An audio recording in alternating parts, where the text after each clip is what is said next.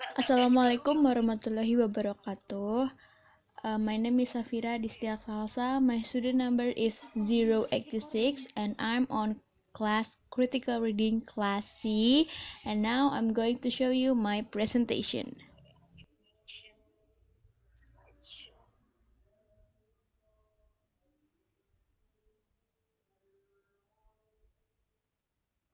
Okay, first, this is the discussion for my own thesis. So, my own thesis, the main issue of my thesis is gender equality in education, and the main object is the construction of gender inequality between men and women in graduation photos of Monash at Monash_uni Instagram account. And the keywords is patriarchy, women as other, gender inequality, traditional gender roles, and higher education. So basically, the general main issue is gender equality, but my thesis is focusing on the gender inequality that captured by using the photos as the media. Okay, now we're going to talk about the first latest study that I used. The title is The Dialectic Between Global Gender Goals and Local Empowerment, Girls' Education in Southern Sudan and South Africa. The other are Halabi Holmarsdottir, Ingrid Bridget Moller-Egni, and Heidi L. Augustet. And the main issue here is the Global Gender of Education initiatives, and the main object is the realities of education for girls in Southern Sudan and South Africa. And the article shows the voice of the girls in Sudan, and it turns out that most of the girls state that school is a good place for gaining and enlarging knowledge, but empowerment of girls in both South Africa and Southern Sudan seems still to be a challenge since there's the existence of traditional practices. And the similarities and differences from my thesis is both the article and my thesis is taking the same topic, which is gender equality in education, but the difference is the goal of my thesis is expected to arrange, improve, or avoid gender inequality. Meanwhile, the goals in this article is attempting to understand gender, and in turn, by highlighting the voice of the girls, also linked it to the empowerment of women and girls. Also, the media that has been used is different. My thesis used photo as the media or as the subject, but the article take the realities the realities of education for girls in Southern Sudan and South Africa. Next is my second related study, which the title is A Culture of Inequality, a cross-national study of gender parity and gender segregation in national school systems. The author is Alexander W. Wiseman. And the main issue is gender parity and gender segregation in national school systems. The main object is the cross-nationally comparative data for this study came from the Trends in International Mathematics and Science study administered in 2003 that contains data from 48 countries, including approximately 500,000 13-year-old or 8th-grade equivalent students from around the world. And the overview is analyzes the data by categorizing on some topics such as gender segregated schooling look like among national education systems and gender segregated schooling associated with educational access, and schooling vary by achievement and standardized tests, and gender segregated schooling vary by opportunity to learn. The result is the existence of gender parity in school. Probably it has been a cross-national trend among the nations that mentioned. And the similarities is same theme, which is talking about gender equality in education, and the differences are the object that has been used. My thesis focused on analyzing gender equality through a picture.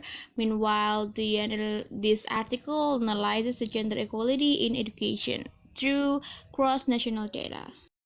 Now it is my third related study. The title is The Preschool as an Arena of Gender Policies, the Examples of Sweden and Scotland by Carlotta Edstrom. The main issue is staff responsibilities to socialize about gender equality in preschool in Sweden and Scotland.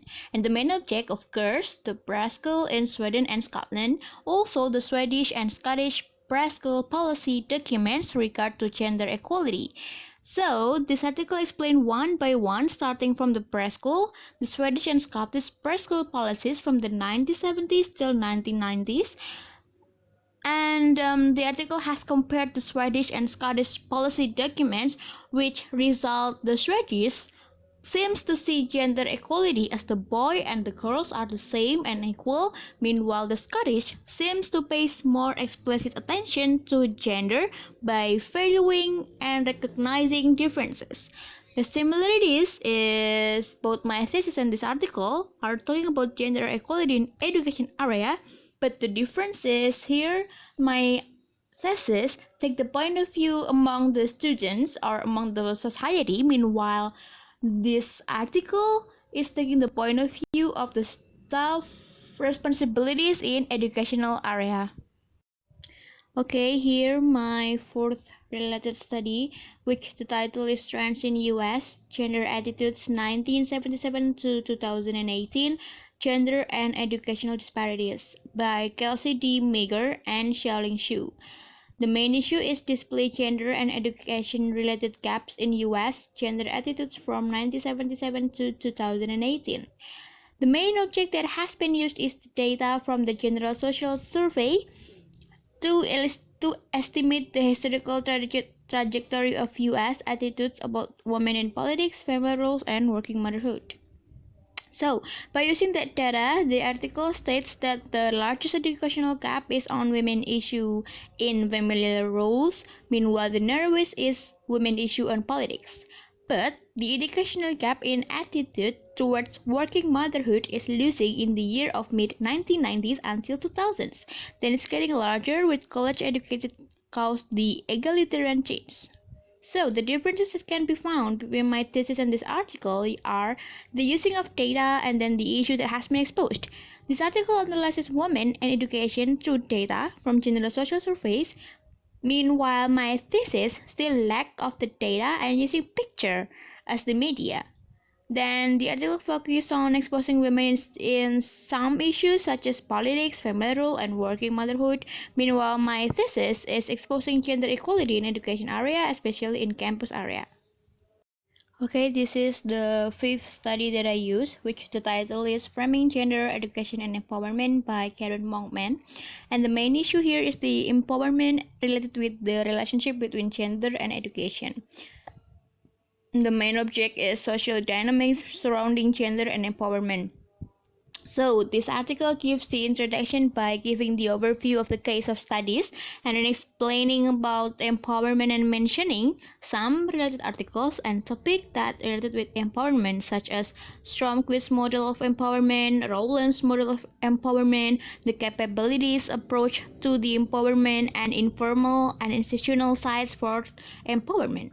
And in the end, this article is explaining about gender and education, which lead to promote gender equitable educational experience. The differences that can be seen between my thesis and this article is obviously about main issues. My thesis focusing on gender equality in education in a campus area. Meanwhile, this article focuses on the empowerment in education. But both my thesis and this article is still talking about gender equality in educational area. Now the conclusion, the gap of the studies. The main focus in my thesis and the 5 related articles are often different. Some of the related articles that I use talking about gender equality in many various kind of education, starting from preschool and how education in developing country and the empowerment towards gender equality in education and etc. The point of view is also having various kind. The 5 related articles that I use taking different point of view on seeing the gender equality in education field, such as seeing from cross-national study, another related articles, and the point of view on how the education staff taking responsibility on promoting gender equality and educational field. So I guess that's all that I can explain to you. Thank you for your attention and see you in the next occasion.